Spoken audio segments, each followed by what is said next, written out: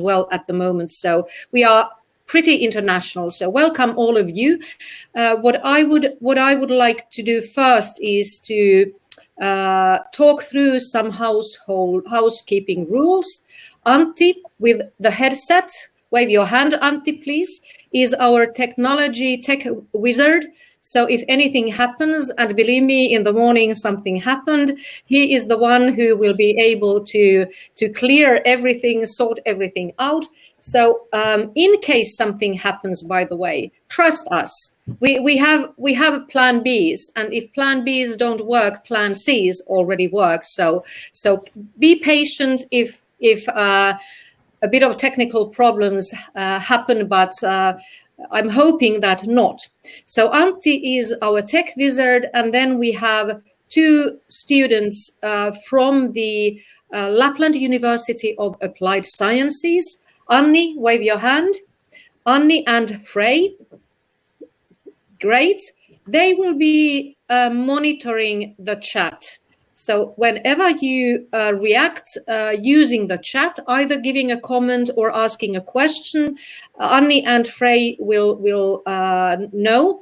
And what we have agreed is that at any point of time, they are allowed to interrupt me or whoever is presenting or talking to pay attention to something urgent or very interesting in our chat. So they have a lot of power, Anni and Frey, the possibility of interrupting. I have also told them that if I talk rubbish or if I forget something really critical, they can interrupt me at any time as well. And obviously Antti can do the same. Antti can even mute my microphone if need be. So here we are. And before we continue, I would also like to mention the great organizations who are supporting these discussions on New European Bauhaus. One of them, a very important one, is the Regional Council of Lapland. Another one is City of Rovaniemi.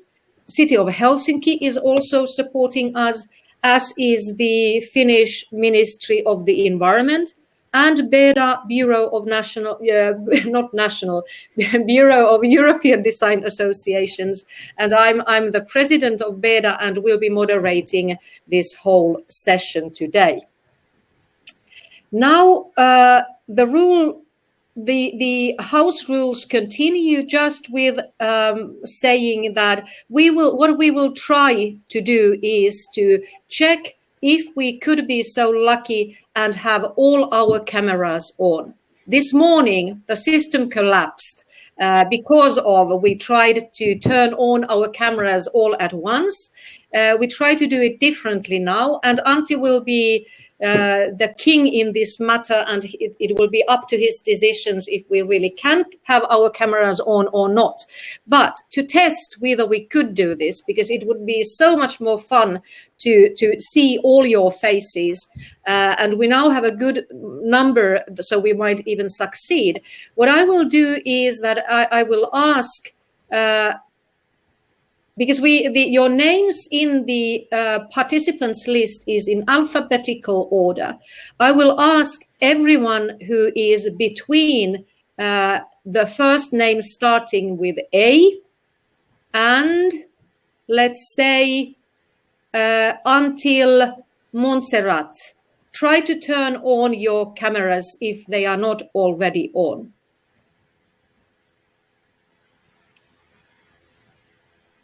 Great. So we are so far so good. Antti, should we now ask everyone to turn them down and test the rest, or shall we simply add more cameras? How do you want to do this? We can now add cameras, and if there happens that the connection starts to lag on any of you, you can just shut the camera and wait like 10 seconds and it should be good. So let's start that we can add some more. And so from the attendees list, everyone whose first name starts with E, from Eva to Eva. Turn your cameras on.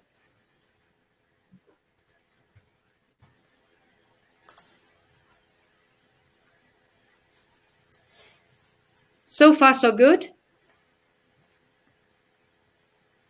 Can we take some more, Antti? Yeah, seems so. Okay.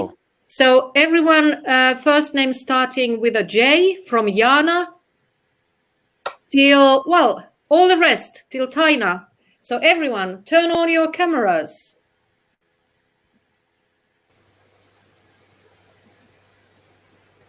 Fantastic. We are good. So very happy to see you all, and let's try to keep it this way so that you all can have your cameras on and we can have a real dialogue. Whenever you want to react, comment, or ask a question, you can use the chat and put your question or comment on the chat, or you can try to wave your hand simply and start talking. Let's try to make this as flexible and easygoing as possible.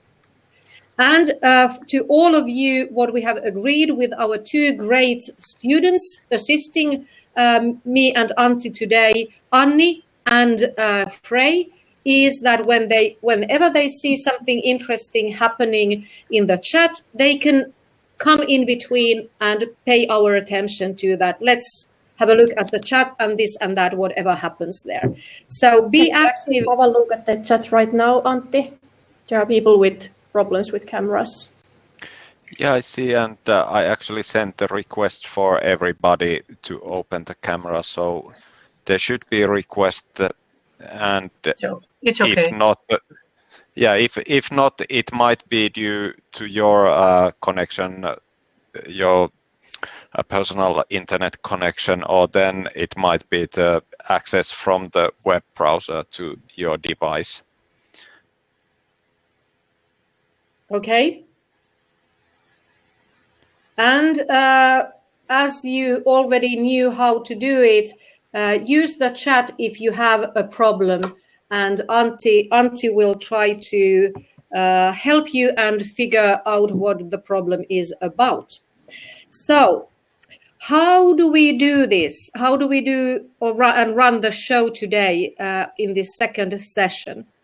I will first ask all the invited experts, we have 4 of them today, to introduce themselves.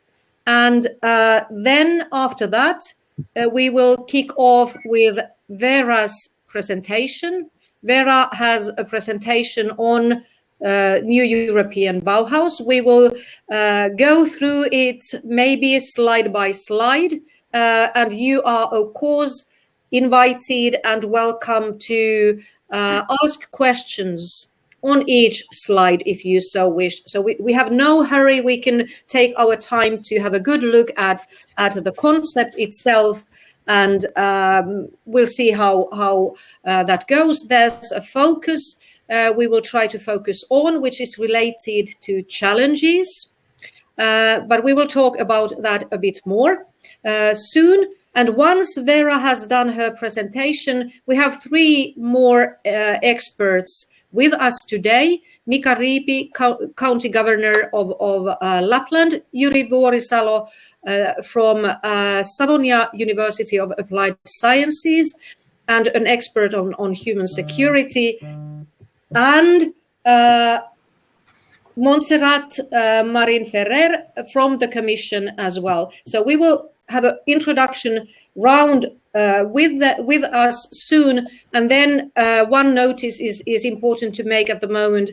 Tarja Outila, professor of urban design, urban planning and design at Oulu University, unfortunately could not participate. Doctor has ordered her to keep silent at all times, no speech. So unfortunately, we have lost her, a great expert. But I'm sure we can fill that gap in, even if it will be difficult. But in any case, this is how it will be running. And first, if I may ask all you 4 experts to introduce yourselves, and may I start with, let me start with Vera. My name is Vera Windhagen. I'm a designer and I work for the European Commission, and I'm part of the new European Bauhaus team. And I started in November, I think, so we're quite new. And I want to say that I'm really impressed by the T-shirt of Yuri with Form Follows Planet on it. That's true. Very observative of you, Vera. Well spotted. Good. So you knew how to dress, Yuri, for this occasion. Now let's ask Montserrat. Very briefly, 2 lines is quite enough. No? Yes. Okay. Now it works. Oh. Are you there? Yes. Okay, no, because I disappeared, all the image disappeared. Okay, now you are back. Sorry. My name is Montserrat Marin. By background, I'm a nuclear physicist, but I'm specialized in collaborative processes and knowledge management, and I'm working at the new European Bauhaus unit since November, also with Vera. Thank you, Montserrat. And then let's have Yuri. Yes, hello. My name is Yuri, and I'm working here in Kuopio in East Finland, Savonia University of Applied Science. And my special area is human security and how connecting human security and sustainable development goals work. And of course, New European Bauhaus is our one new team. And this is one of the reasons we wanted to invite you here, because you have been in the Saimaa region. You have already been working around the concept for quite a long time. So it will be great to hear about that soon more. And then our 4th expert, Mika, a few lines of yourself. Okay, good afternoon for everybody, and it's good to see so many courageous people here.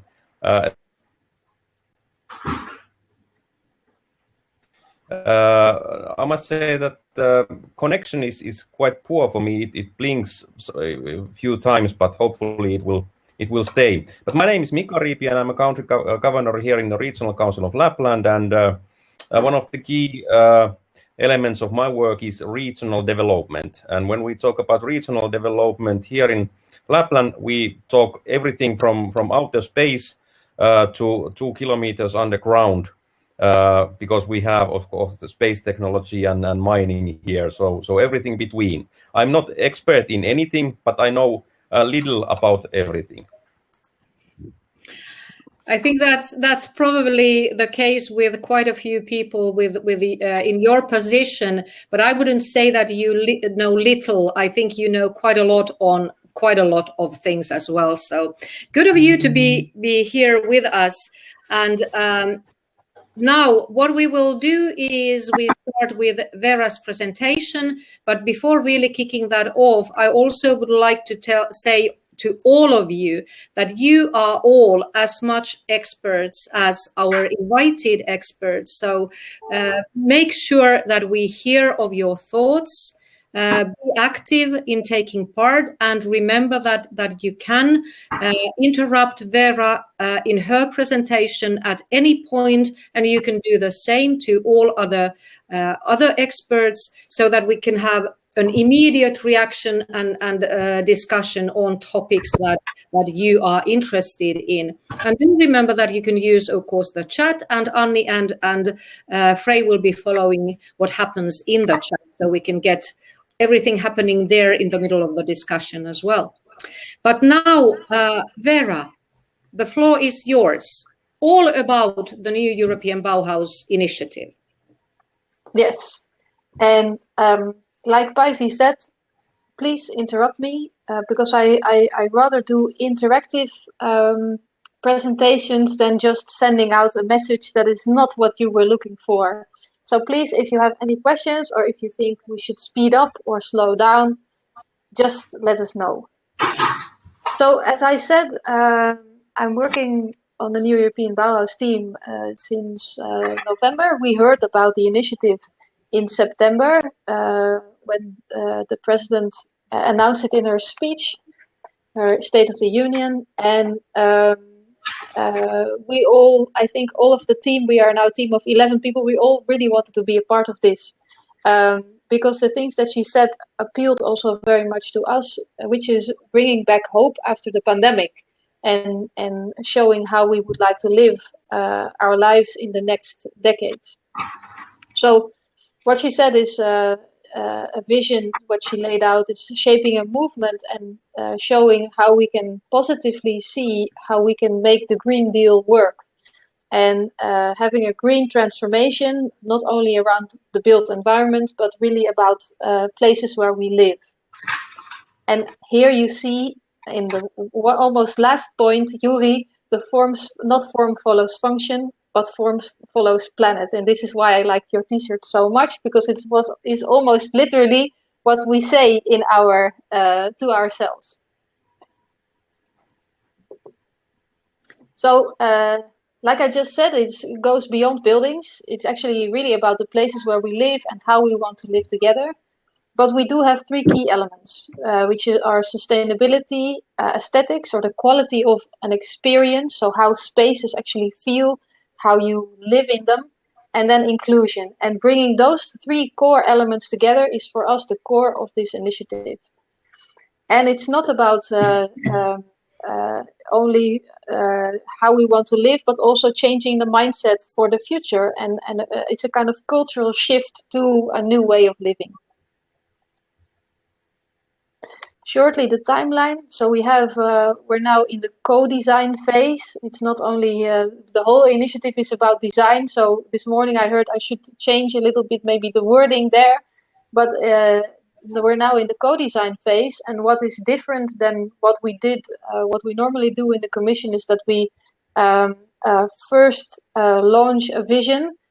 We ask all of your input on what the scope of this initiative should be. We ask for good examples, and then we shape a call. And normally we do it a little bit the other way around. So we have a plan, then we do a consultation round, and then we follow up. So that makes it quite a special initiative from our perspective. May I just say that I think it's more than quite a special initiative. I think it's quite a unique initiative, in fact. So I don't think the Commission has done this many times before, that really a co-design phase as extensive as here would have been open. So use stronger words. Feel free to use stronger words. No, it's true. It's true. And we also, what we said is we don't want to reinvent the wheel. And we know that there are already very good examples out there of how the future could look like, or how we should change buildings, or how we want to live. So in this co-design phase, we are really looking to also hear about all these good examples, because we don't know all of them. So that's what we're trying to do. So we're trying to ask you what is already there, but also what do you think the scope of the initiative should be, and what are the biggest challenges that you feel in your daily life that we should address. And that's, I think, the big topic for today. And we will end the co-design phase in the summer, and then we will start with the first pilot projects or shaping calls for this. And then we look for new initiatives that actually physically take a shape. So we look for, make calls that make pilot projects that are examples of these new practices. And then after 2022, we want to see also these good practices multiplied. And originally in the first plans of the president, she said, I want to have at least 300 examples of these new good practices, these frontier projects, and not only in Europe, but also in the rest of the world. So just let's stop here for a second. So the thinking is that in this co-design phase, also input from beyond Europe would be welcome. Yes, for sure. Yes. I think just for everyone to note, especially here in the Arctic, I think that would be actually quite interesting to encourage stakeholders, not only in Finland or the Nordic countries, Sweden, Norway, but also in other Arctic countries to pay attention to the new European Bauhaus. Because you have a lot of also non-European stakeholders, even, or not? Oh yes, yeah. Our Arctic countries. This is a short course on the Arctic. So what consists Arctic is all countries that reach basically above the Arctic Circle, which means all countries in Scandinavia, Finland, Sweden, Norway, Denmark, and for Iceland, and Norway, Denmark for Greenland, and then of course Russia, United States, and Canada. So Okay, those so they are Arctic countries. Yeah. Okay, just good to know. Yeah. So, and we know that this should not also be limited to Europe, because the whole climate challenge that we have is not a European challenge. So I go very quickly through the tree, just because I like the picture, and it's a nice metaphor. So this is the announcement of the initiative, and this shows a little bit what we try to do. So we're not. I go back one slide. Yeah.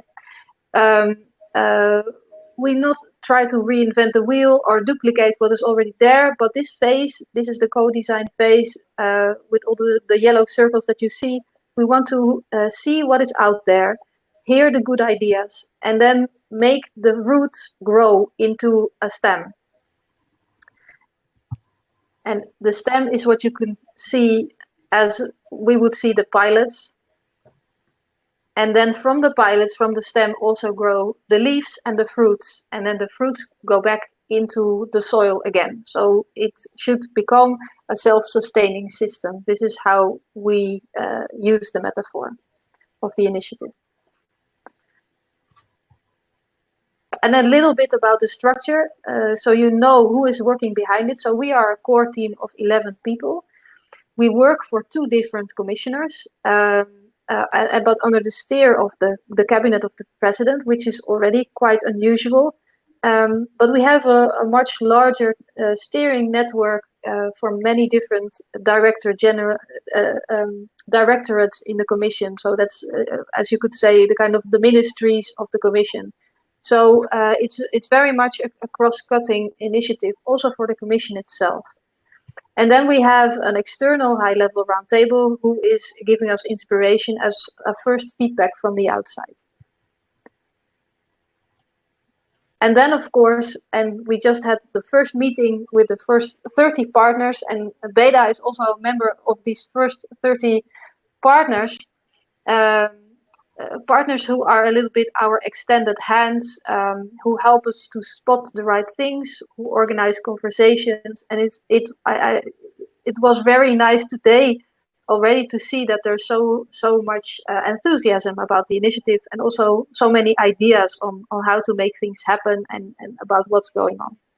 Can we stop here a bit?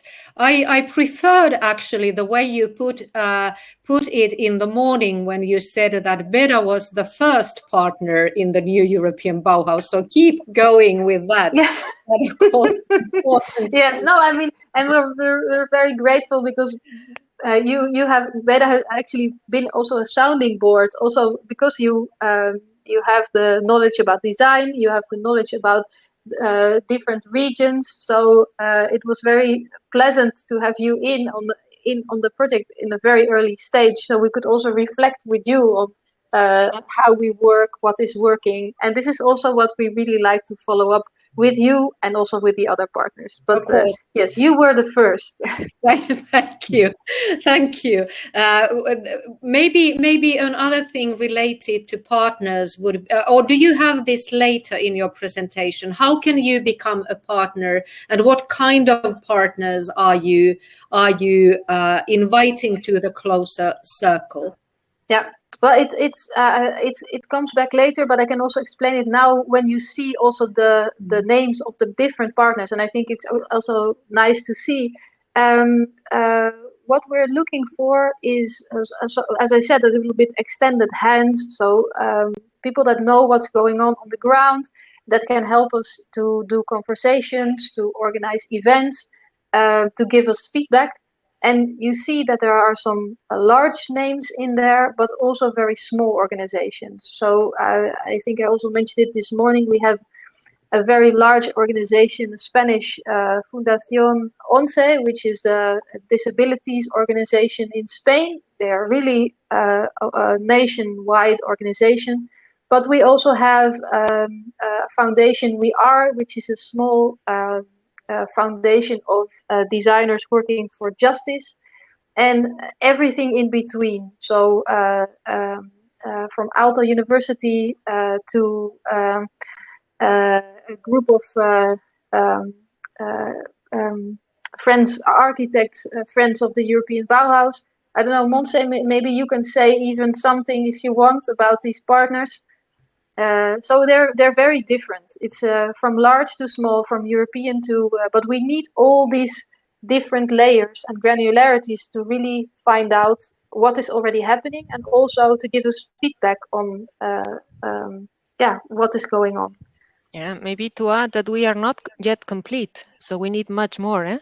We need also a larger diversity here. There is also a good number of them, but we need more, and the diversity in not only the sectorial or the disciplines that are represented, but also, as Vera was highlighting, also the scale is super important, is to connect the people that are working at the local level with those that have, like Vera, an international coverage, to see where is the common land for the two of them. This is super important for us, is to understand which are the common challenges that we are all facing, and also how we can really help that the flow of information is going in all the directions. This is what we need to look for. I like a lot the name of one of these partners is in Spanish, but it's Conexiones Improbables. It means the improbable connections, which is super nice because it's what they are trying to do. They are trying to really bring people from different angles and to put them together to discuss about topics that can be in common. And this is the scope and what is behind the new European Bauhaus. Thank you, Montserrat. I think, and also taking up the Unprovable Connections organization. I think that's really great. Well, what I would like to say again to everyone who is with us today is that your organization, you feel free to consider if it would make sense for you to try to become a partner with the new European Bauhaus initiative.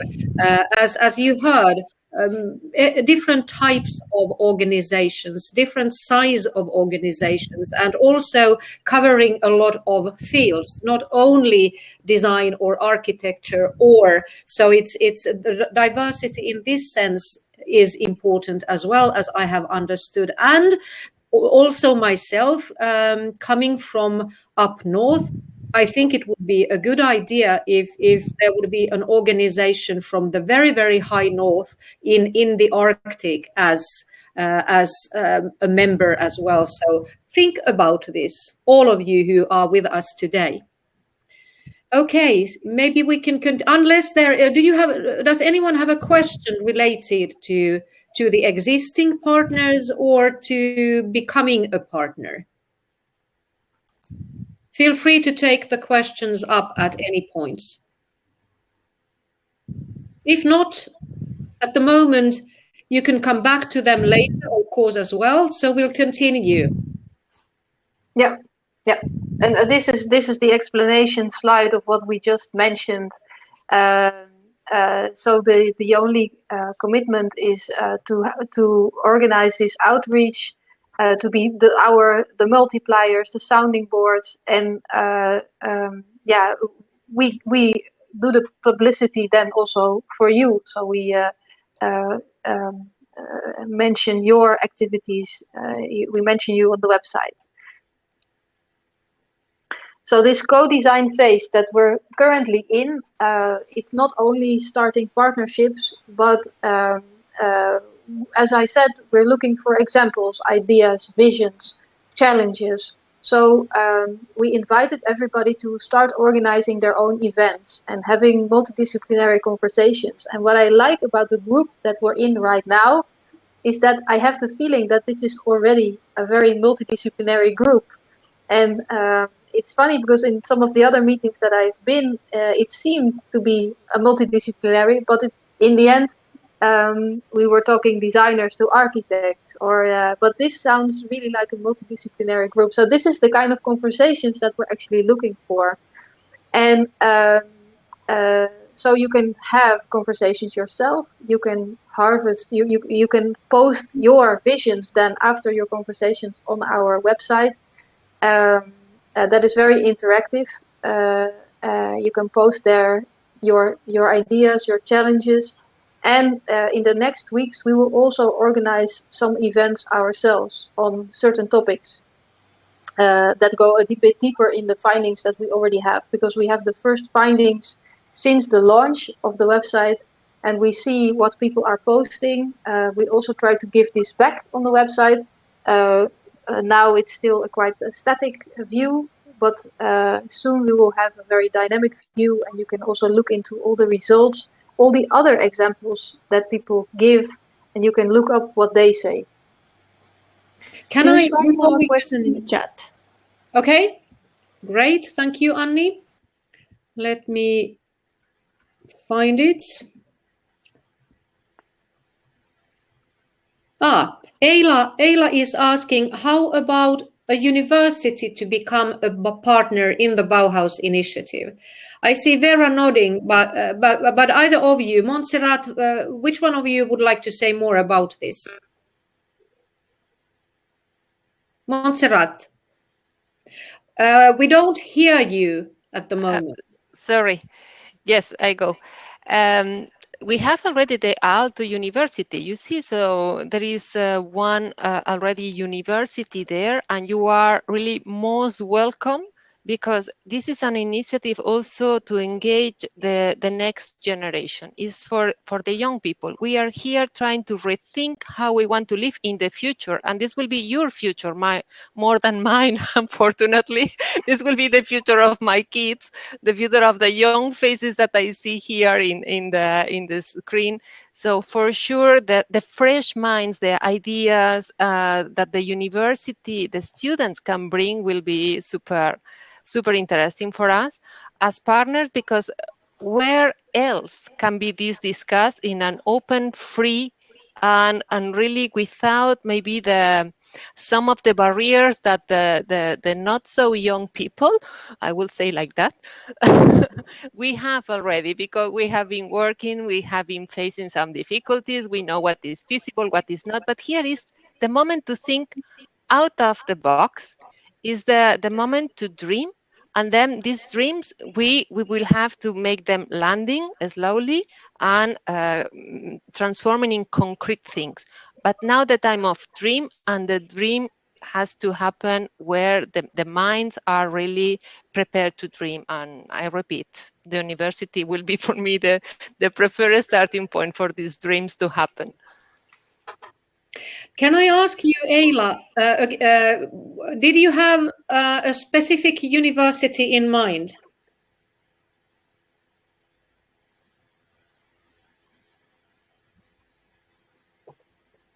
Well, maybe she doesn't hear me. Can you check, Antti, if Ayla can hear us or not?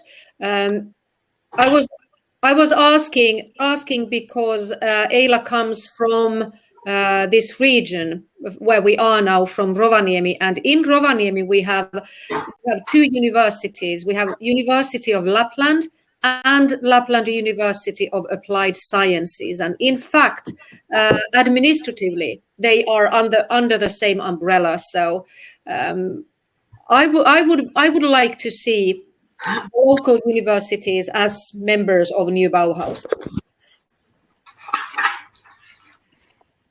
That would be very interesting. That would be very interesting. Yeah. Okay, now Eila should be online by. Okay, voice. Eila, if you hear me, I was asking, did you have a specific university in mind when you asked your question about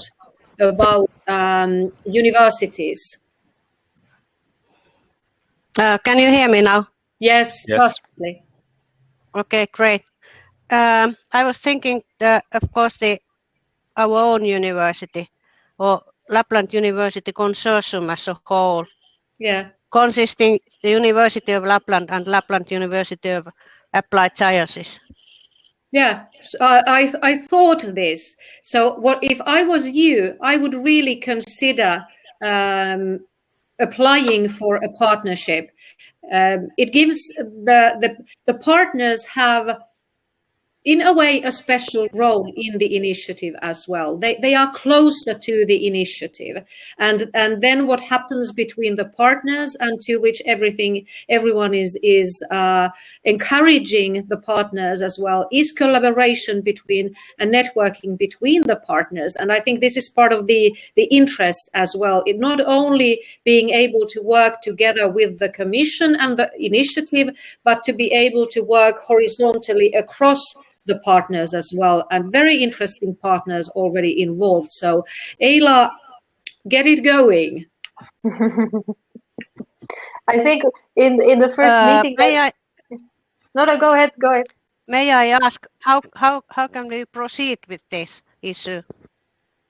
This is piece of cake. Vera, maybe you can quickly explain what you need to do to become a partner.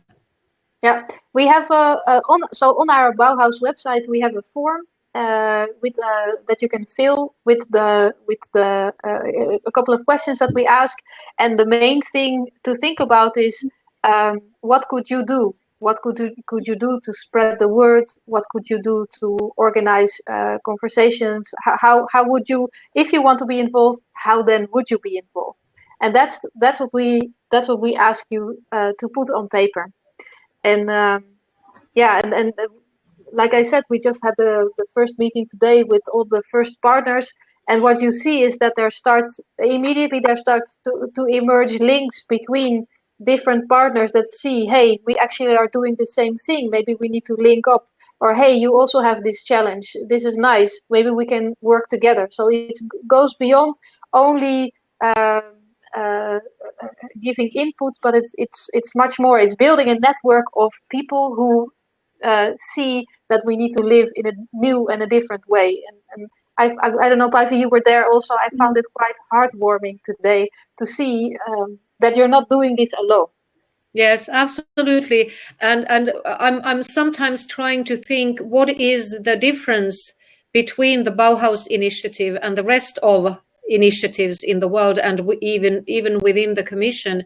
And the way I see it is that the real strength of the Bauhaus initiative is the co-design phase, and the way it allows everyone to take part and allows everyone to have a voice. And of course, it's still, I wouldn't say limited, but it's of course less than what it could be, the voices, but there are already hundreds of voices. And you know best, of course, Vera and Montserrat, how many organizations, how many individuals have already created input for the initiative and shown interest. But also today, when in the first partners meeting, different organizations, different size of organizations from different parts of Europe, it was an easy way of networking. And of course, networking happens in most initiatives and projects. It's a requirement already, but there's a difference if it comes from top down or if it comes from bottom up. And all in this has come from bottom up, and that creates a slightly different atmosphere in everything. So this would be my reasoning at the moment why it seems to be a bit different. That's good to hear, actually. Also for us. So I just mentioned, so you can, as an organization, you can become a partner, but you can also, as an individual, contribute. So if you think of places that feel very good for you, or that have a certain quality in it, and you think this is what the future should be like, you can also express this on our website. So you can post even a short story on places that you like, or projects that you've worked on that were either very successful, or maybe if they're not successful, what the challenges were that you encountered. So we also can look into this. So we can look a little bit into what your experiences are. So that's the examples that you can post. But there's also grand visions. We know that there are people who have certain ideas of what the new European Bauhaus could actually be. And then there's the societal challenges. So as an individual, you can also post things you hate in a certain place, or challenges you see, societal challenges that you see out there, that you feel that need to be tackled. And we have worked with a group of students that organized conversations in France, in Paris, and they went. We asked them to really go out there, and what they came back and they talked to elderly people, and they said, we never realized how lonely these people are. This is what you should put on the website. So it's also these kind of challenges that we are looking for. I think what came up in the morning morning session was really important, that because I hear a lot from BEDA's member organizations or individual design professionals or professionals from other fields is that they have the expectation that if you want to create input, either examples or ideas or challenges to the Bauhaus initiative and the website, it has to be something great and well defined and very elaborate. But this is not the case. You can share your thoughts, also the small and little thoughts, and also the very small challenges. It doesn't have to be big and well organized at this point. It's as if a new mindset of Europe was collected through the examples and ideas and challenges. And correct me if again, Vera, if I interpret this totally wrong way. But this is the feeling I got from our discussions in the morning. Yeah, no, it's true. It's very true. Actually, I think this morning I mentioned an example of, by accident, also somebody in France, but who showed us an example of a building that she really liked, that had a quality because the look of the building corresponded very much with the interior or the function of the building. It can be as simple as this. It can be something you really like. Monse, maybe you also have some examples, or you have something to add. I think that to understand your role in the co-design phase, you need to think about what is going wrong in your town, in your city where you live, what you would like to see different, what is happening. And this is what we call the challenges and the needs. What should be happening in a different way, which is more accessible to everyone, is more affordable, is beautiful in the sense that you feel better, that you feel safer, healthier, not alone, all these kind of things. And also, obviously, without forgetting about sustainability, what we can do to protect the planet, what we can do to reestablish the balance with the nature. And I would like now to go back to one comment that was made by Päivi several times today saying that this is a new exercise for the Commission and for Europe, probably.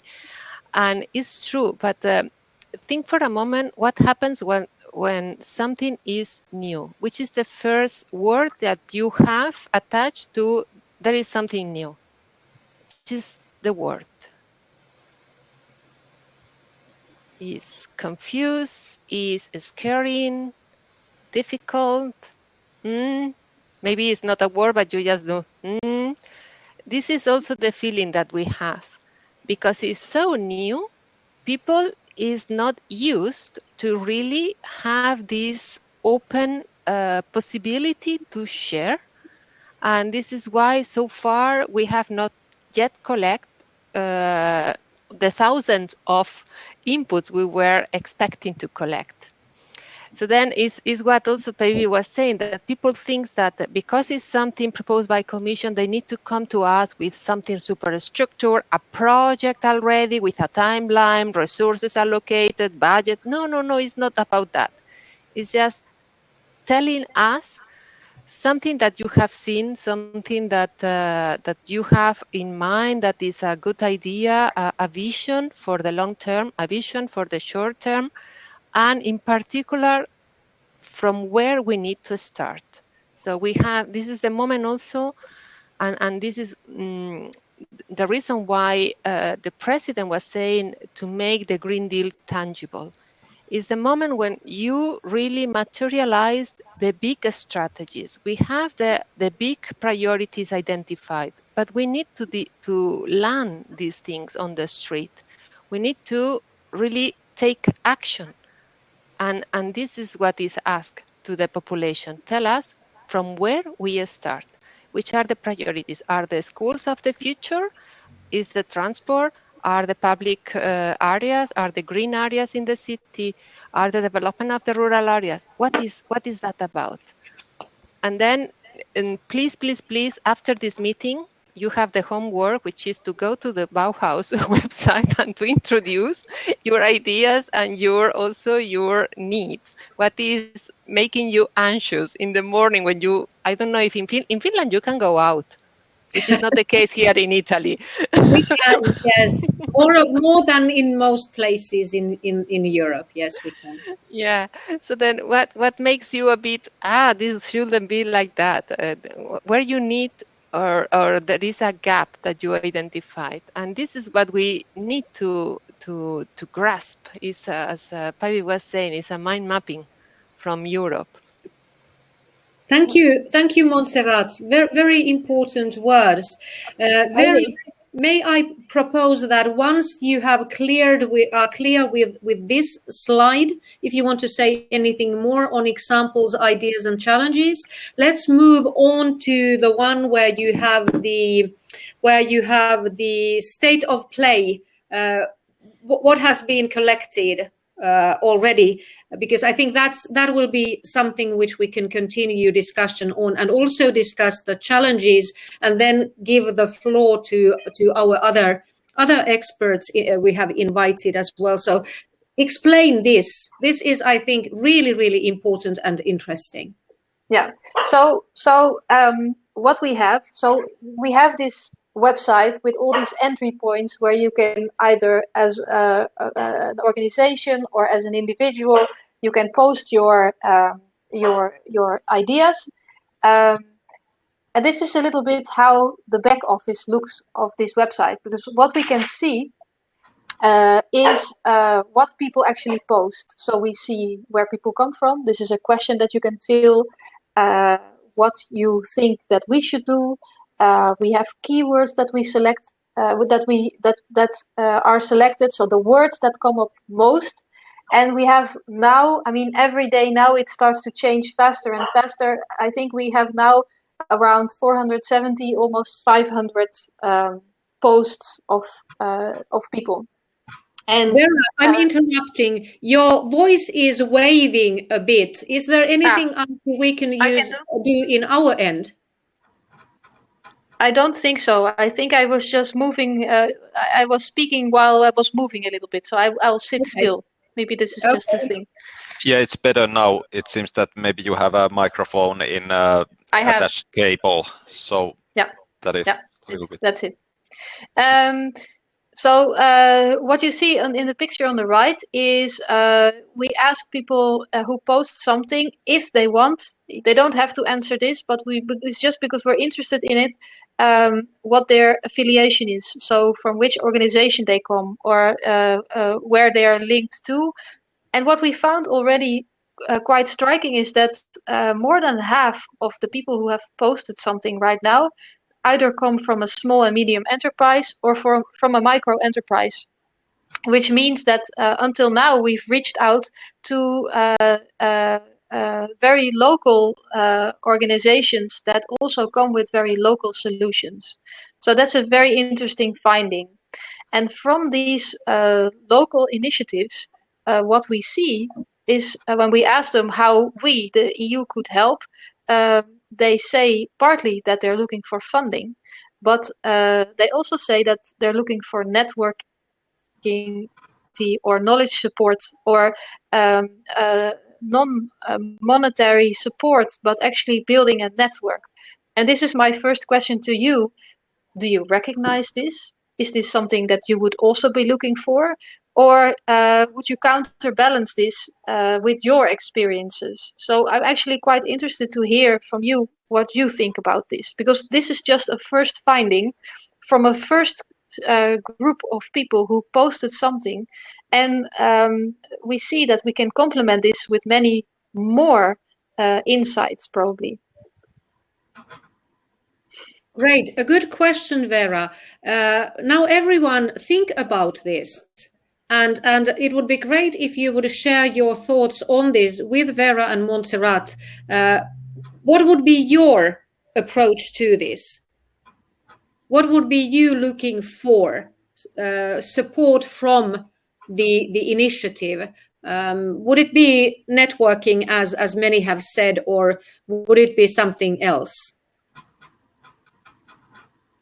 Anyone want to share your thoughts? Yuri, what would be, you have been working on this in the Saimaa region in the East Finland. What would you answer to this? Yeah, because we are candidate for European Capital of Culture 2026, and we connect this initiative, European Bauhaus, this process, because this is very good way to build citizen engagement between Green Deal and grassroots level communities. And that we see, so this is very important way to build social acceptance for new kind of technologies, new forms, what kind of new way of life we are building in this climate crisis, middle of climate crisis. This citizen engagement is our maybe one great point of view for this. And when you say that citizen engagement is your priority, what you want to achieve in this, what kind of support would you expect from the European Commission for this? Nothing, obviously. So of course, we like to, because our method is co-creation workshops. We organize a lot of co-creation workshops, and we started this work November, and now we have kept 3 new European Bauhaus workshops in this phenomenon, Saimaa-ilmiö phenomenon. And of course, we are waiting more and more concrete tools and what kind of tools we can use in this Green Deal program, how to implement very difficult phenomena. Okay, thank you, Yuri. May I ask, Mika, you are there, and then I believe Ilari from the East North office in Brussels is with us as well. Are you do you feel at all surprised in the initial outcomes that micro enterprises, small enterprises have been so active in creating input on the initiative, and also what Vera was saying that networking is more important than funding from in people's mind. So, what are your thoughts on this, Ilari and Mika? Well, if I start, I wasn't surprised at all because, well, of course, we know the situation all around the Europe, all around the globe, that actually it's the economy that is the biggest driver for change in order to tackle the climate change and all these challenges. We see a lot of new innovations and business opportunities in this, and of course the startup scheme is quite active, also here in Lapland. And I believe that this kind of initiative, like the Bauhaus initiative, it's a one way for small companies to wide up their ideas and their innovations, and to seek out possible networks, possible funding possibilities, and so on. And in the Arctic level, we also see this development, and that's why we actually 2 years ago launched the Arctic investment platform here in Nordic Arctic areas, and we are now proceeding about launching this platform, and there's this same idea how to help small and micro companies within their innovations to scale up and grow. Great. Ilari, maybe, or was there someone who wanted to react to that? No, I wanted to ask a follow-up question, but I can wait. I wait for my turn. Yeah, okay. Ilari, your thoughts on this first, and then Vera, go ahead. Thank you very much. I hope you all hear me now. I totally agree with what Mika said. We have lots of small and medium-sized enterprises, and more you go outside of the big economical centers, you should talk with the micro companies, and you are more dealing with the small companies. And as we all know, most of the companies in the whole EU are small companies if you count the numbers.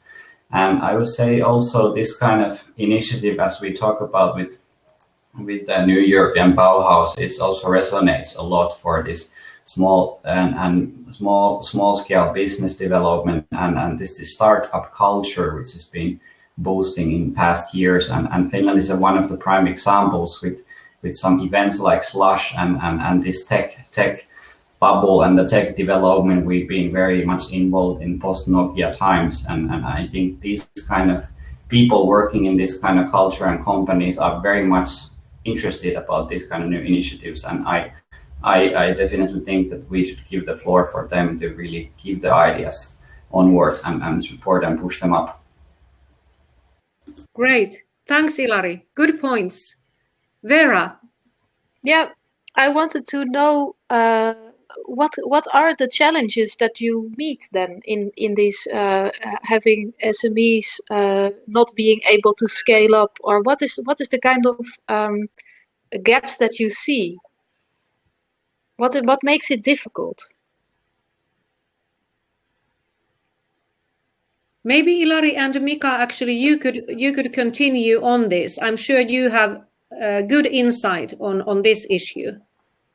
Yeah, if I can, I can start, and Ilari can prep up. I believe that, of course, if we think about the Lapland and almost all of the East and North Finland, all the areas, there are three major challenges. One is, of course, that when we talk about funding, and especially the private funding, the money is where the people is. So that means that here in the north, in the sparsely populated area, the different kind of instruments and especially the private funding possibilities, they are much more lower than for example, in the Central Europe or in the capital area. That's one issue. Second issue is, of course, that many small companies, as Ilari mentioned, they work and operate in the area where there is no sort of a natural connections between similar kind of companies. So when you talk about innovations, you need a interaction between different companies and different persons, and those natural networks, because of the distances, they are very much rarely. And then of course comes the innovation system. We've developed a lot here in Lapland and also in the East and North Finland. But when you have, for example, very special need for developing a new innovation, we might not have the know-how here. And getting the know-how, getting the connections is the key, and that's one of the challenges here. But Ilari, you can continue. Yes, thank you, Mika. I totally agree what you said, and I would say that also our demographics and aging population, but also the lack of skilled workforce is really slowing down our development. We are heavily dependent on the big large-scale industry, and we have big value chains which are global, and we have driver companies who are located in Lapland and in East and North Finland, and this is causing the issue that we need more and more labor all the time, and that there is a big challenge at the moment. We talk about tens of thousands of people for the next couple of years, and there is an investment need for the big large-scale companies, but we lack the private money for the smaller innovation in the value chains, if we talk about the traditional industries. And Mika also mentioned the innovations. We have a very good support system from the private sector, from the public sector. But when we really talk about the innovation diffusion, that becomes a challenge. For example, the digitalization. We have small companies around Oulu. They are very active in global business for digitalization, but we would really like to get those innovations spread out within the region. That would be a challenge. We don't have a systematic support system for that. And that's we found out in the proper research last year, what we conducted in the East and North Finland.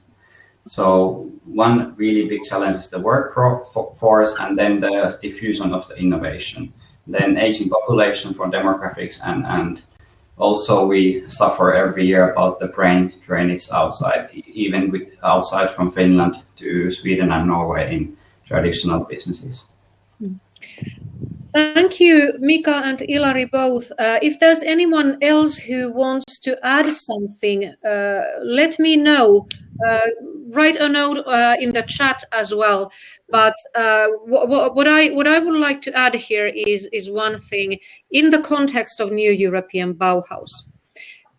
What we hear from Ilari, what we hear from Mika, I think one of the challenges in regions like Lapland, and Lapland certainly is not the only region in Europe in a similar position. We have our special qualities here, of course, because we are in the north, but there are other regions with rather remote remote areas and long distances, maybe not as bad density of population as we have, but still.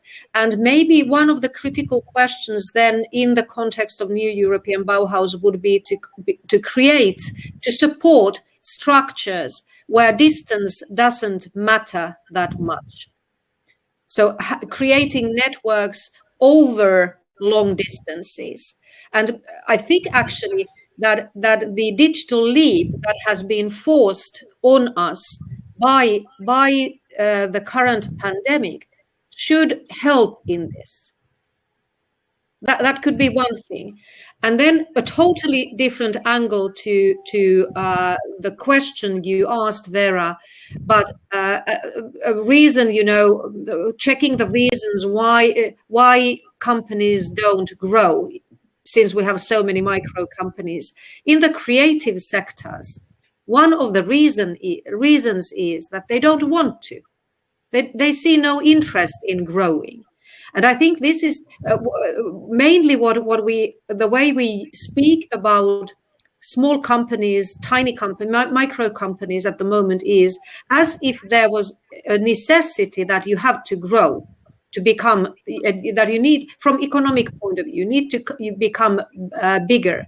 But this is not the motivation of many companies in creative sectors. So I think it would be good if we could turn this upside down in a way and try to figure out solutions that are not based on growth of individual companies, but maybe growth on something else, which might be networking based or whatever. So yes, go ahead, Yuri.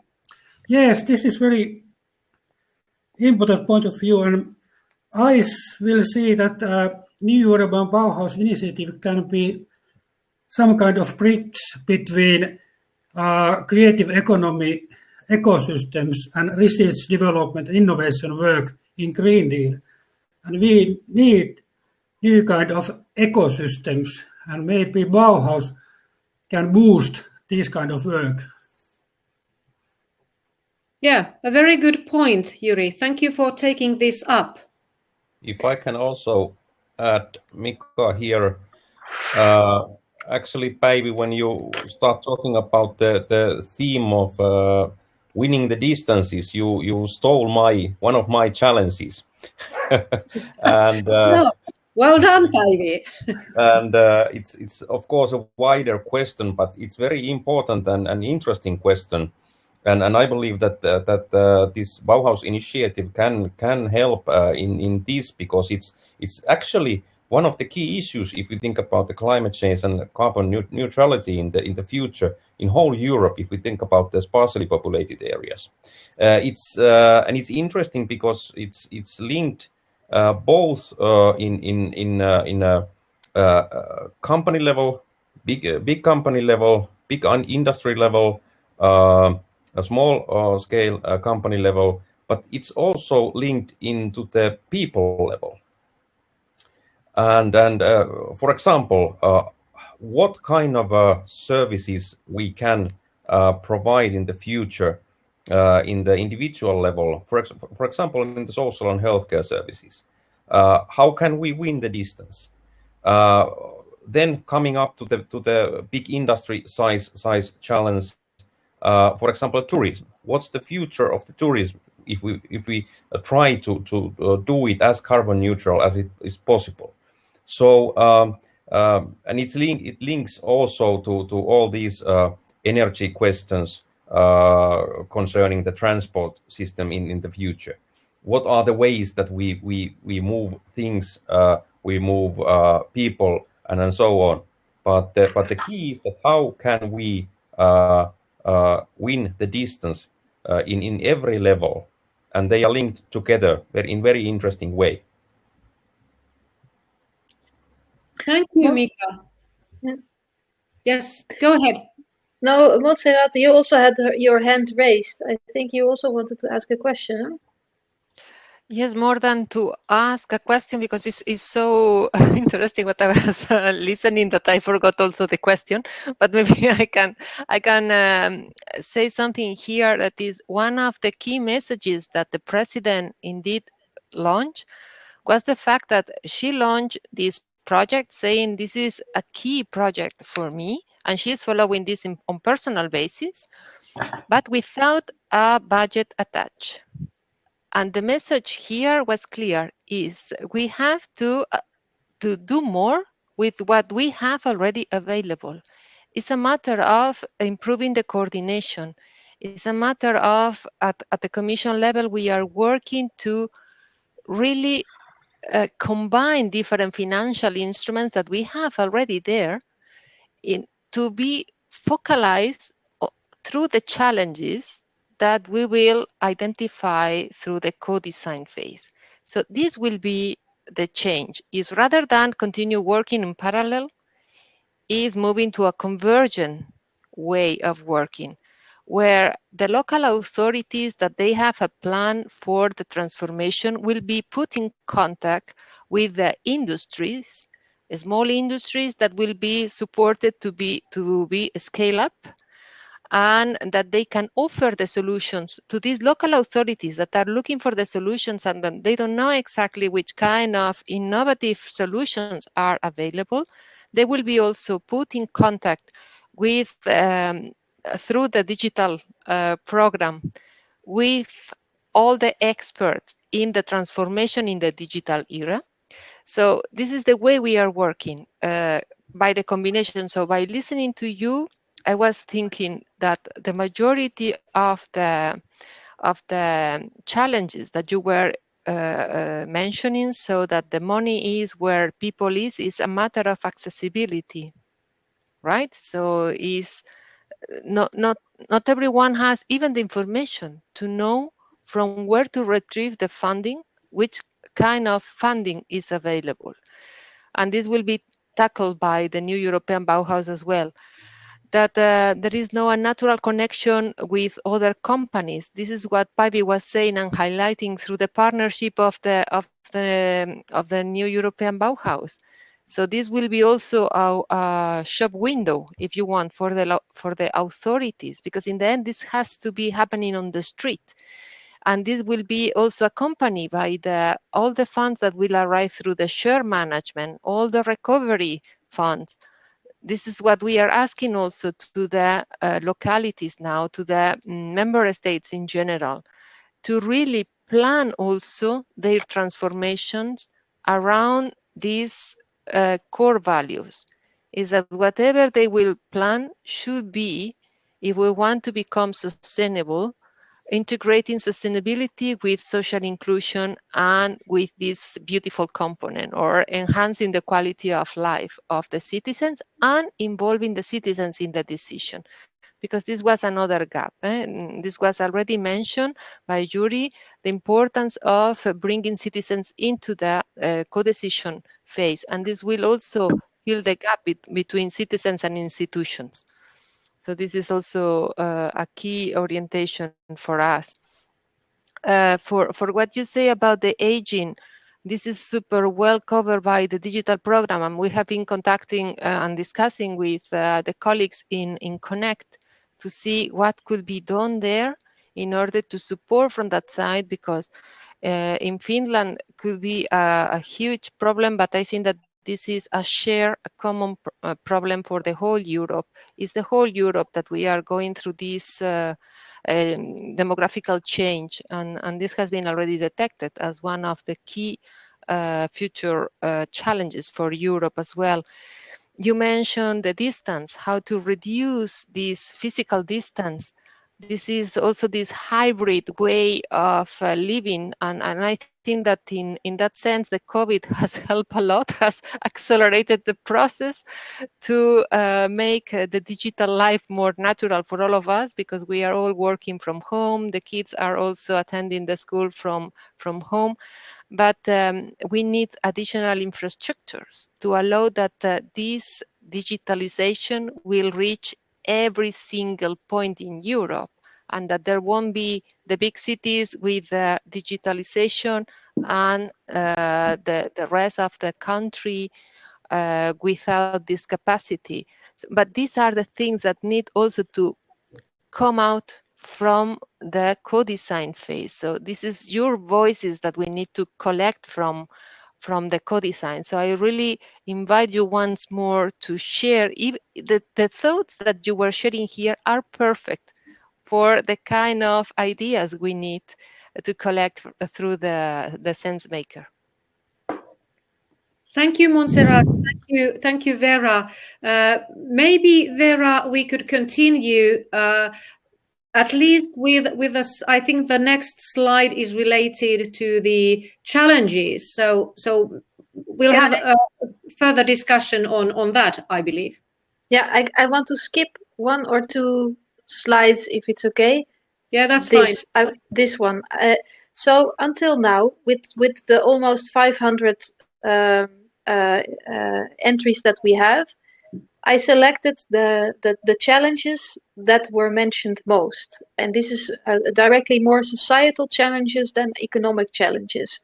And this is something I would also like to test with you.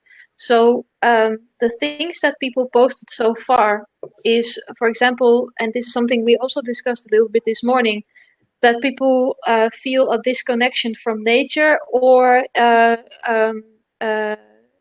feel that they need to be that nature needs to be more taken into account. So, and this is because, and this is something we discussed this morning, that nature is in Lapland plays a special role because it's always there. It's not something like in Brussels you can push. Yeah, sometimes the weather is a bit gray, but you can always push it aside. So, this comes very clearly out of a lot of entries that we got so far. Then more inclusion to different kinds of communities is what comes out. So more inclusion for different kinds of target groups, people with special needs, disadvantaged people, but also inclusion in interactions. So having more spaces for dialogue, or strengthening communities and social relations. And that might have to do with COVID, because everybody, this is what's been missing maybe in the last year. Then the lack of high quality public spaces. So the need to build or improve meeting spaces, normal spaces where people can meet in the street. And then the unsustainable use of resources.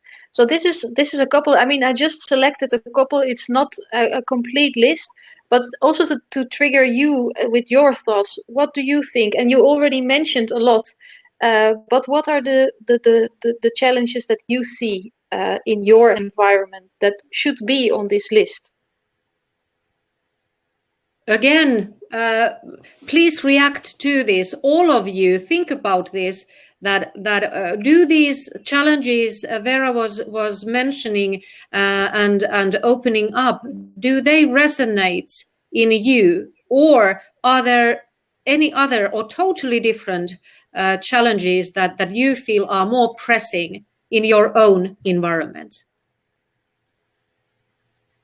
Anything that comes to your mind that either you agree with or you feel is absolutely missing? Päivi, yes. Maybe I'll pick up one.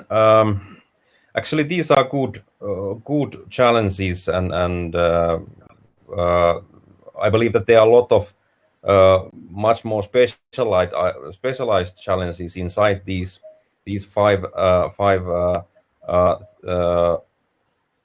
addresses. But it came up now. Of course, I think about this from a Lapland perspective and Arctic perspective. That means that long distances, very sparse population, living with the nature. Actually, everything that we do here is related to nature. In our smart specialization strategy, we lined that actually. Everything that we develop here in Lapland is either sustainable use of our natural resources or sustainable use of our natural conditions. So when you go to the second challenge, disconnection from the nature and lack of green spaces and in urban areas, we don't lack green spaces. We have a lot of space here. And actually, we are not disconnected from the nature. We are quite in interaction with the nature. But actually, I see that as an obstacle just right now in a further development of taking the climate change for real. And now I go to the theme that goes to the attitudes and values of a local and municipal level decision makers, because we've lived with the nature, and we utilize the natural resources here. That means that in a way, the local level decision makers see the politics that we try to create in the European Union level and in the national level in order to tackle the climate change. We see many times that as a threat. And actually, what we have to do is somehow create sort of a forum or procedure or process to open up the discussion that from our context, from the Arctic context, we can see it as not as a threat, but as a positive thing. And how do we do that? I don't know, but I believe that that's one of the key issues here in the north. So I don't know what kind of issues there are inside that, but why I highlight the regional municipal level is it's very important, because everything is made out in the local level. All the political decisions are implemented in the local level. So the local level, municipal level, and regional level decision makers play a big role in the future of the Europe's tackling the challenges that we have.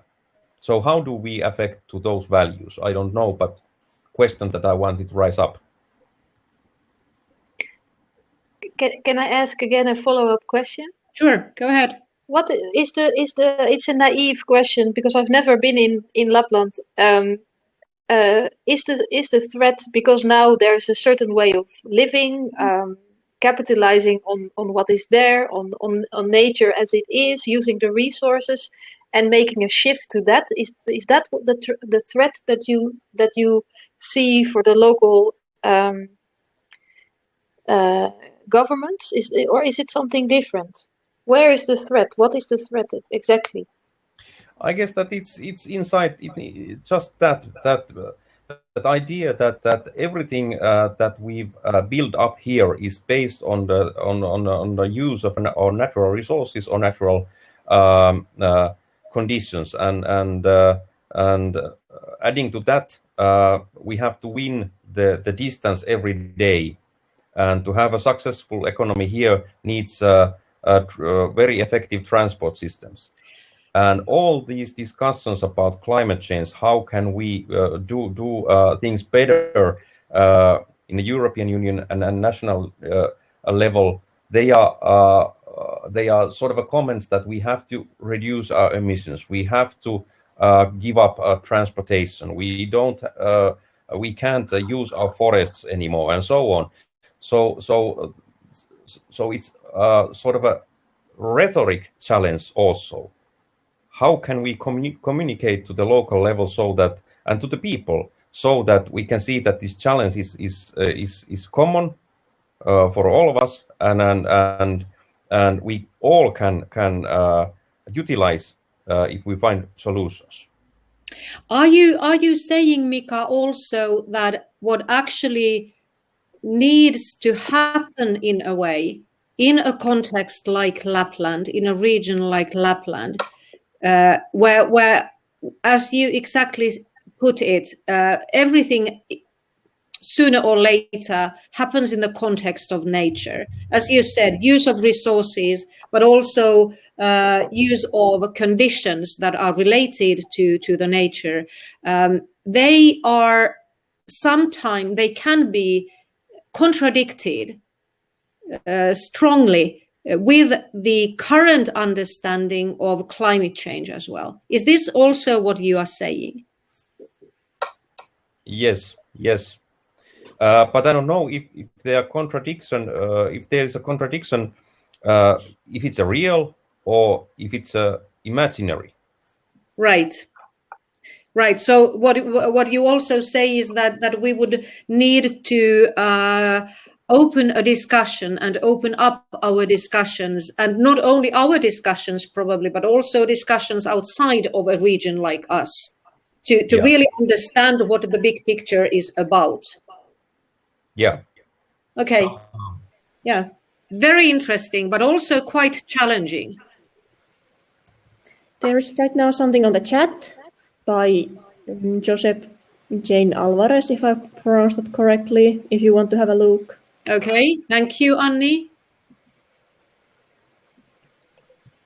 Thank you. Let me see, Josep. Okay, Josep. I happen to know Josep from Barcelona. Josep writes that most of the points we discuss seem as if they were written by Le Corbusier in 1950s already. Do you want to say something about this, Josep?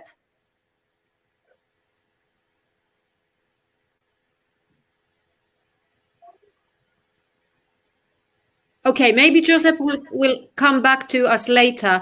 But this, of course, is interesting also from the point of discussions we have had often in the context of the new European Bauhaus, which is also related to discussion whether we always talk about new solutions, new European Bauhaus. Does that mean new solutions? But can that also mean going back to solutions we have forgotten somewhere in between? Joseph is writing to the chat. I don't know if he has any issue with microphone or that, but I think we need to. Yeah, I'll keep my eye on. Let's keep our eye on if he will continue the discussion there. Maybe what we could do. Was there something you wanted to share with us, Vera? Still? No. I saw that the presentation was moving by itself, so I thought that was the only thing I was doing. Yeah, maybe you can move it back to the challenges slide if possible, and then maybe we will stop there because what I would like to do next is to give the word to both Yuri and Mika to make sure that the input they have thought to share with all of us will be shared in a proper manner. So would it be okay for you, Vera, if we continue the discussion with Yuri and Mika? And I'm sure that they will reflect also the challenges discussion next. So yes, maybe Yuri, maybe you can start, and Mika, if it's okay, we'll bring you on after Yuri. Yes, this fostering social inclusion and interactions, this is very middle of our human security work because this is big question in climate crisis time, how we boost community participation in decision making nowadays, because the human security point of view based United Nations initiative 25 years ago, and is how to build more and more everyday life security for communities like health security, water security, food security, and so on. And that is very interesting. Can this new European Bauhaus initiative be some kind of link between this Green Deal and community participation, because people are very aware about this big picture that climate crisis is. And our point of view, the main problem is how we build together situational awareness, how we build through this situational awareness to get a better future. And that's why the community participation is so difficult part of this work. And of course we will waiting in Europe maybe this Bauhaus initiative part of these solutions, because there is in Green Deal one principle is no person left behind. This is very great principle, but how we are going to implement this principle? Yeah.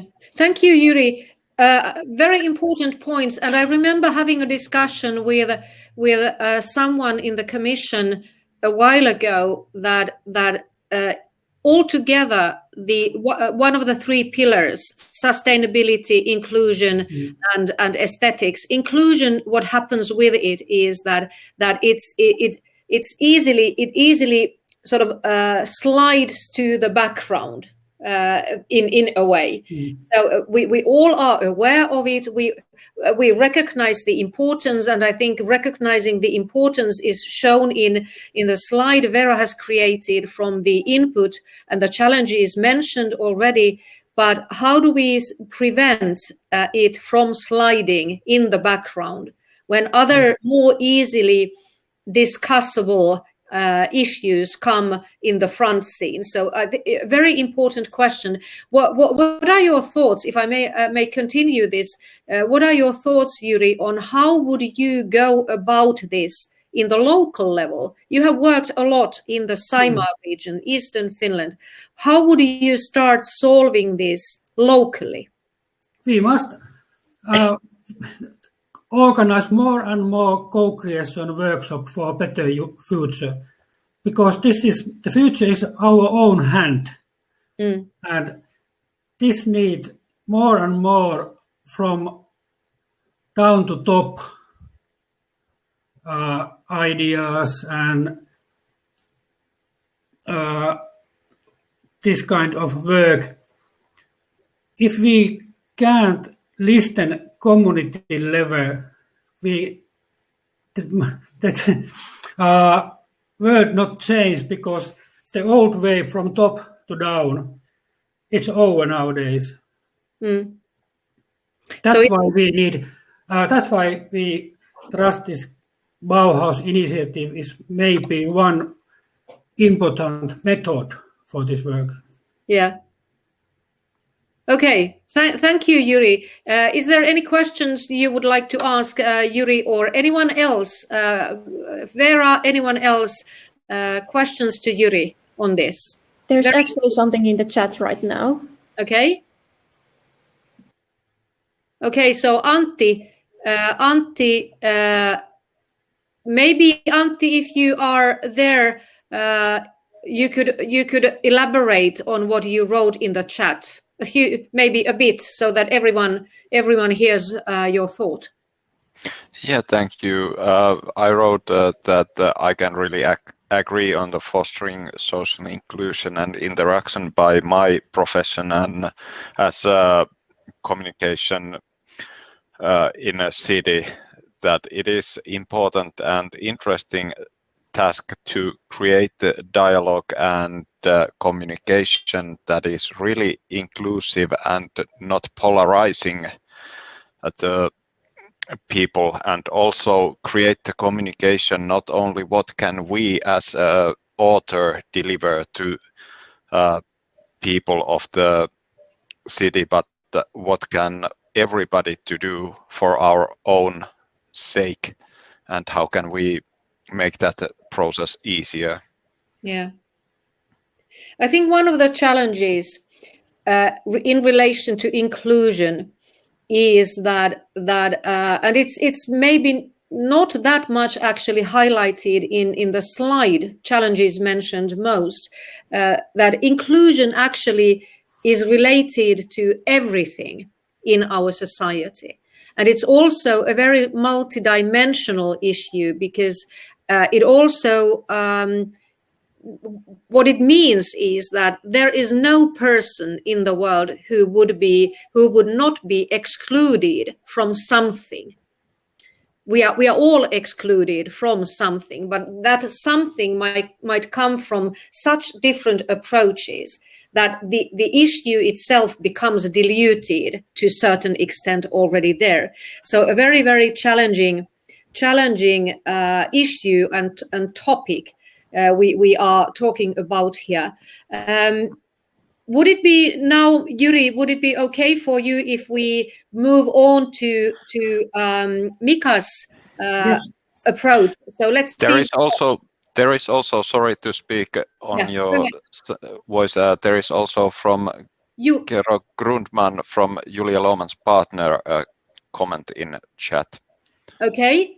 Let me have a look at that, and then Mika, the floor is yours. But first, what Julia's partner Gero Grundman has said, that there needs to be an integrated approach, using both more a human-centric approach to policy development at EU and global level, and a networked local stewardship approach that builds on culturally relevant tacit knowledge as well as new knowledge generated by science. Design in this can act as a connective discipline at a local as well as a system level force in communication, co-creative community building and empowerment. To the point, Gero, to the point. And I think this is also part of the role of design, that it works on different level. It works in small scale level and very local individual level, but it also works and has to be taken account in the very complex systemic level. Yeah, very important what you have written there. Can we now, we can come back all to these approaches and try to put them together, see how they reflect each other. But maybe now it would be a good time to give the floor to Mika, because you have already opened up a bit the circumstances and situations in Lapland, but I'm sure you have still something more to say. Also, maybe in the context of Green Deal and the roadmaps we all are to plan at the moment. Okay, yes, actually these themes that we've discussed and themes that are linked in the European Union level Green Deal, they are very in active phase here in the regional in Lapland, and actually we are now prepping up our regional development plan for our next 4 years, and we should find out the things that we will focus when we do our regional funding and cohesion funding, and so it's very important work, and beside that we've started to build up our sort of our own Green Deal, the Lapland Green Deal, where we try to find out the solutions in the local level, how to react on the challenges that are opened up in the European Union level. And the Green Deal actually it's not it will not be independent strategy here in Lapland. Actually, it will be a sort of a background paper for the regional development plan. So we try to open up sort of a themes or goals there and put them into our regional development plan. But in both processes, the most important thing is that despite of the COVID-19 situation, we've been able to gather up a lot of stakeholders from different organizations to think together about how to approach and what kind of challenges we have, and it's been very fruitful so far, and it's still going on. So actually I believe that there will pop up some ideas that are very much linked into the Bauhaus initiative. And from our perspective, of course, from the Regional Council of Lapland's perspective, we are ready also to in a quite quick phase to try to find out funding for further processing of these kind of ideas. We have regional development funding here in Regional Council of Lapland, and of course we have a quite big amount of a cohesion funding and the REACT funding from the European Union level, and these all we can utilize if we want to develop the ideas that comes up from the process. But coming back to challenges, one interesting theme that was actually in the slide early on was the unsustainable use of resources, and that's one of course the key issues also here in the Arctic area, where actually we have a lot of mining going on. A lot of potential new mines are possibly opened up. There are the role of the forestry and bioeconomies is very strong. We've got a lot of energy production here, hydropower and wind power. But in the same time, here in the Arctic, although the Lapland, our surface is over 100,000 square kilometers, and there are only 180,000 people living here, one can think that there's a lot of space to do everything. But we are actually one of the rare areas in whole Europe that can be said that every inch of our surface is in active use, and that's because of the reindeer herding, and especially in the northern part where the indigenous people, the Sami people, live. And that means that everything that we plan here is related to the reindeer herding, so that it declines their space. And for example, if we think about the future of energy production, and we all agree that we should build up more wind power, but every windmill built up here in Lapland reduces the space for reindeer herding. And also there are contradictions between tourism and so on. So what I'm trying to tell out, that one of the simple challenge to tackle is that how can we create, for example, this positive use of our natural resources as a building a more wind power. What kind of dialogue processes or what kind of compensative methods can we utilize, so that it's acceptable and it gives a room for our traditional livelihoods here in Lapland? One very simple and concrete, but almost every day in my table, and it creates a lot of anger and a lot of sort of bad feelings in different stakeholders. Mm-hmm. Thank you, Mika, for that. I think this is perhaps something which gives some thoughts to Veera, perhaps from the point of view of a region like Lapland, because I think one of the reasons why the question, let's say between the different trades or fields of economy here, tourism, reindeer herding, forestry, wind energy, and a lot more. They are often in contradiction between each other, and this becomes an issue of all people living in Lapland as well, because they have all this has an impact in the everyday life as well.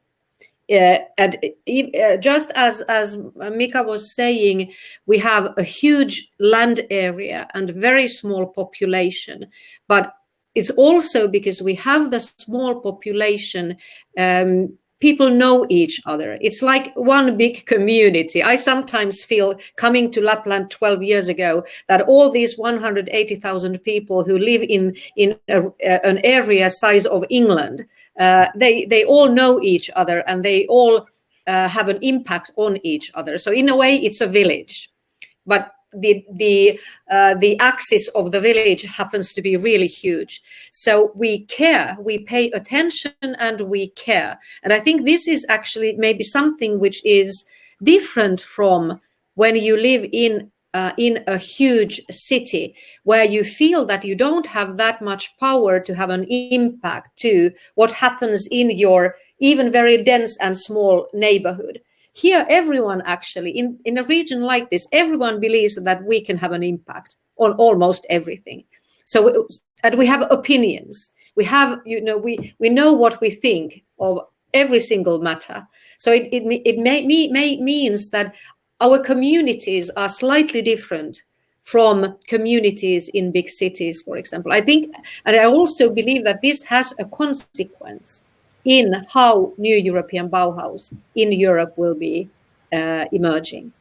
And there are no way it's the same thing here as it would be in a big city.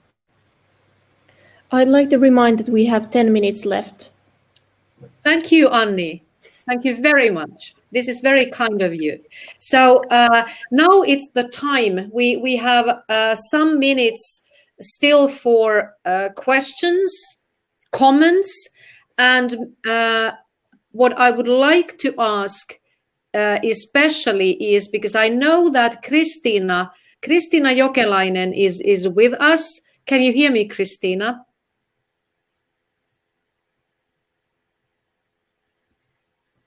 If not, then can't be helped. But if Kristiina wakes up at some point before we close, maybe she could say a couple of words on issues that are her expertise, and one of them is funding, because I think this is actually a very important question related to how everyone can move on with thinking round new European Bauhaus. But if she's not here, then we'll leave that at as it is. But anything else anyone would like to bring up, or any burning question you would like to ask from anyone, either Vera or Mika or Yuri?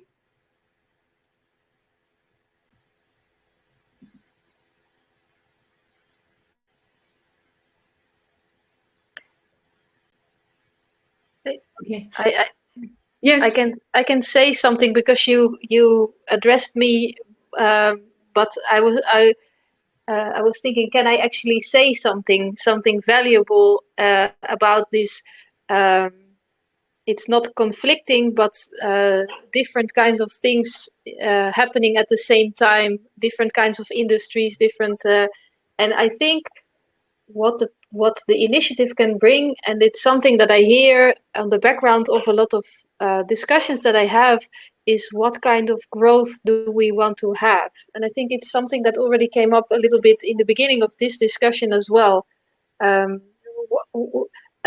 Maybe it's not either or, maybe it's not, I don't have the answer, but I think the question is, the more we dive into the subject, the more this overarching question also comes up in Päivi, we were also together last week in a session in the south of Poland, where they started to talk about the donut economy. So there's also these kind of questions that, if needed, this initiative could address.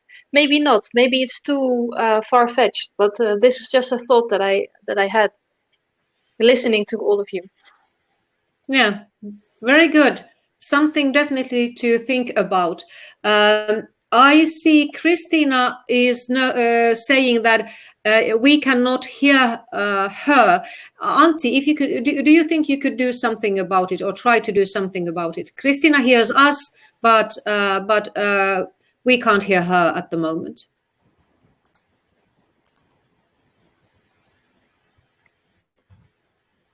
How would, Vera, if I may continue asking you a question, how would you move about with what you just said?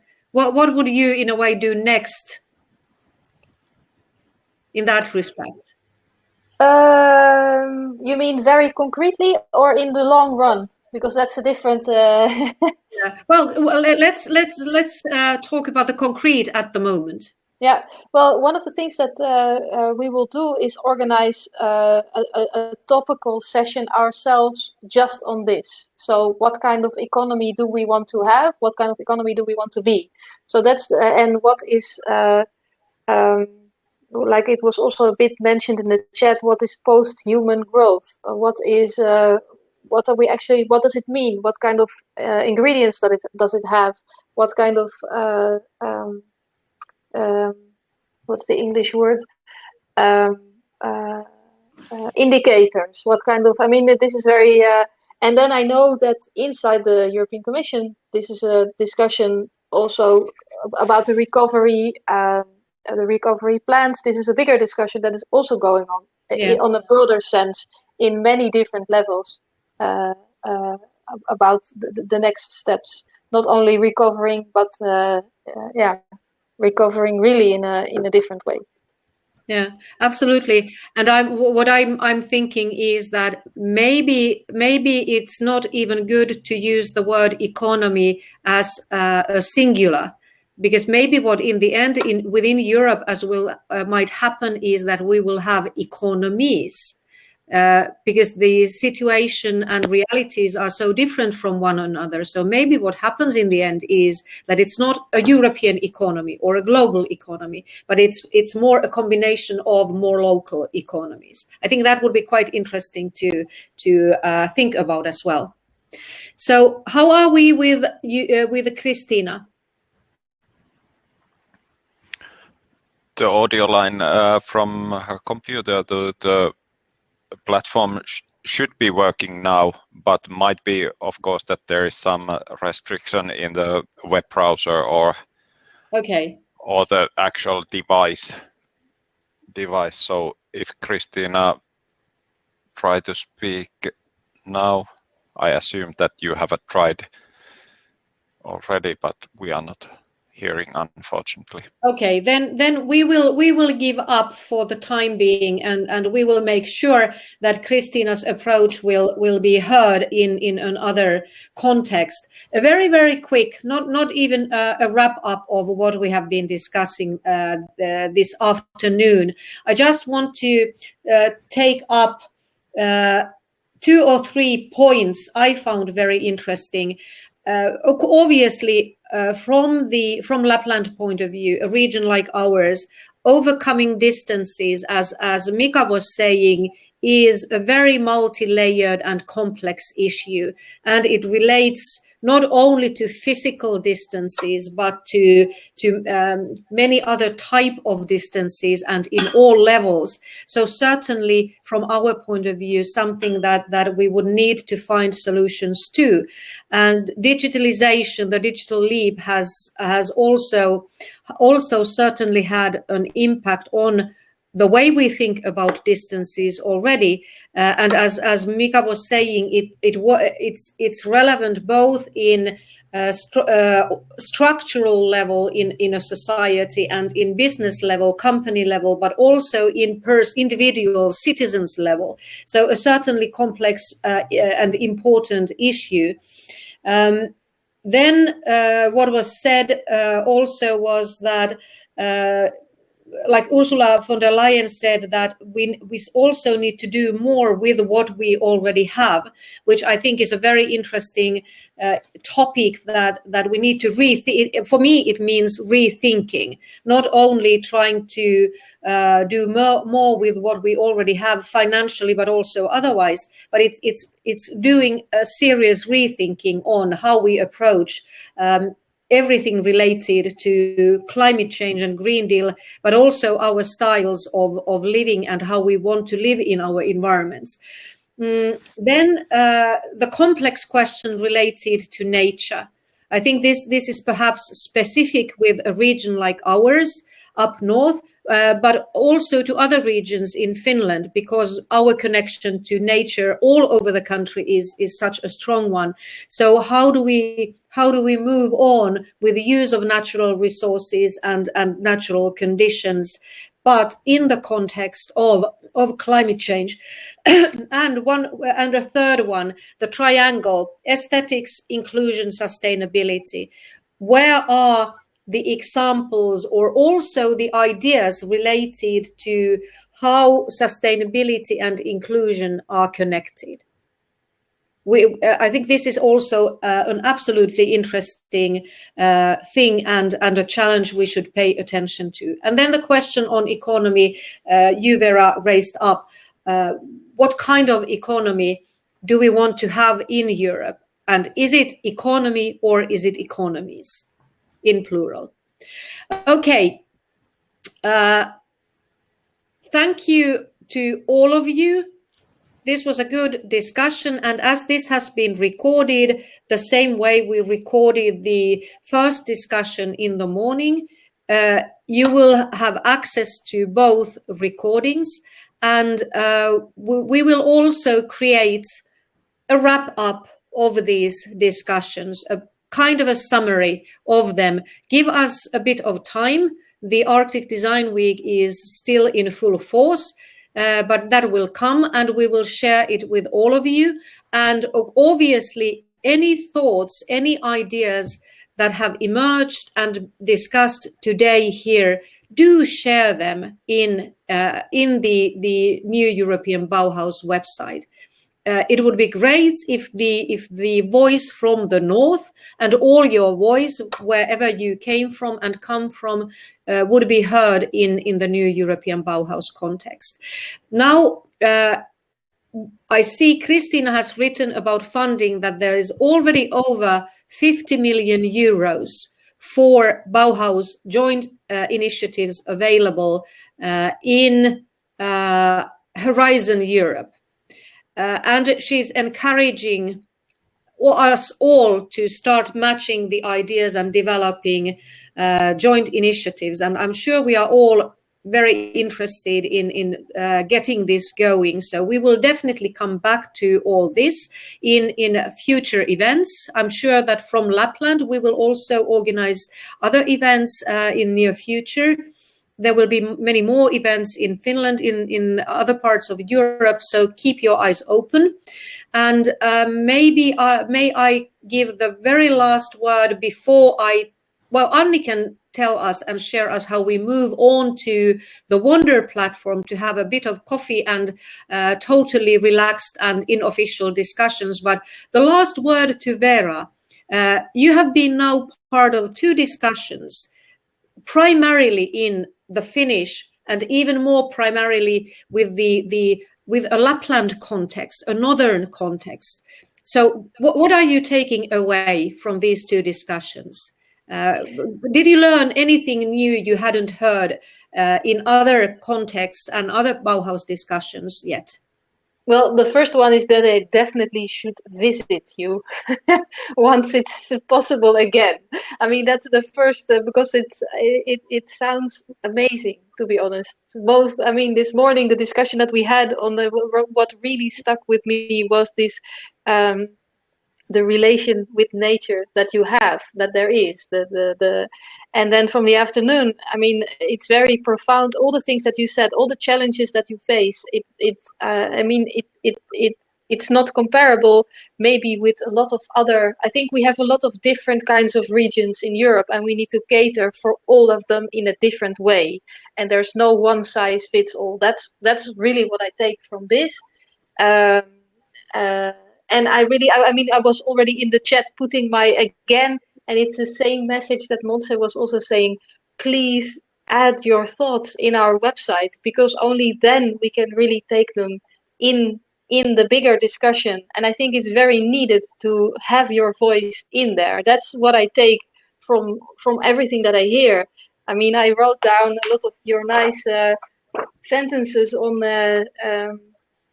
how you talk about distance.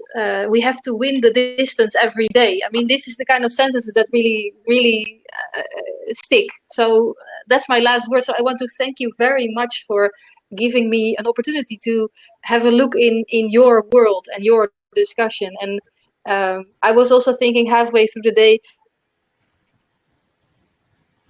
Now we lost your voice. Yeah, Vera, we are losing your voice, so maybe you can go back 1 or 2 sentences. No, I said I want to thank you very much that I had the chance to hear your discussions on what is important for you. And I was thinking, that was my last sentence halfway through the day, you have so much to bring also to the rest of Europe. I was thinking, why can't we export some of your mindset on how you deal with nature to the rest of Europe? But that's just a thought. Huh? Thank you, Vera. A very good thought. I really like that thought, and I'm sure Mika likes it too. And Mika, now you have created a sentence or a phrase that will have a long life in the rest of the Europe as well. Vera will bring this winning the distance every day to Brussels, at least as a wrap up of our discussions today. So thank you, Vera.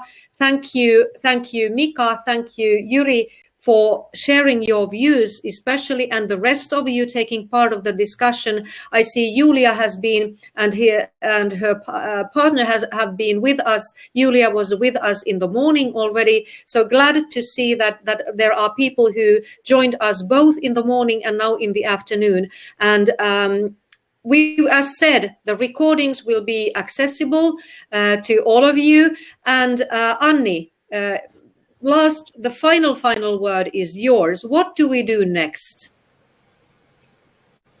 So you can hear me? Okay, so next, if you wish, we will move to this Wonder platform, which is kind of like an after cafe after this dialogue session. Think of it as like a coffee table discussion. And you can pop in there for just a while or stay the full 60 minutes we have reserved for it. I will post a link to the Wonder platform on the chat right now.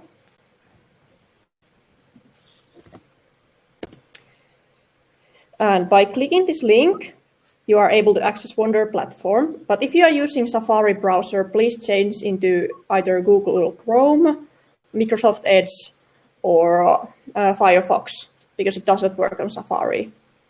And you may join us on this platform, maybe grab a drink or something and then join us.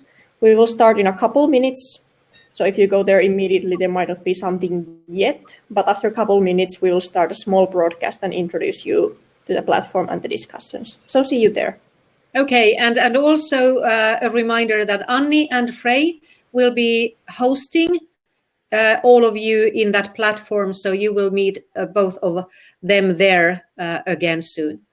Okay, and as you said, Anni, just repeating that everyone can pop in and pop out, so it's really a cafe. You can join whenever you feel like it, and it will be open for 1 hour. All right. See you soon in the cafe, and thank you everyone, and have a really good rest of the week and the rest of the spring and the rest of the life as well. Okay, thank you very much. Thank you, bye. Bye.